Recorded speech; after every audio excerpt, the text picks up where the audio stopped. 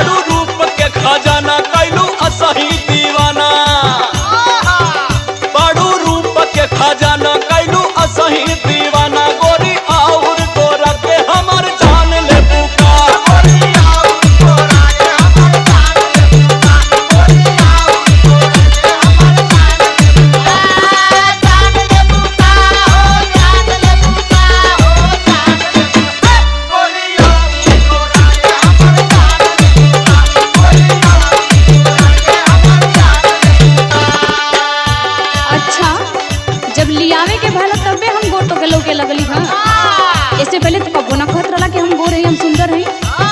अरे तो ऐसन बटले बाड़ू तो कहे के कौन जरूरत बा? अच्छा कि कंजूसी ना करत तारा? अरे नहीं हो तोहर कसम। और सुना इतने कमी ना बा भाई हम बताओ तनी ना काहे के कंजूसी करत तारा? बोला बोला सुना बोला। ओजन घट गइल मोर बड़ा भइनी कमजोर।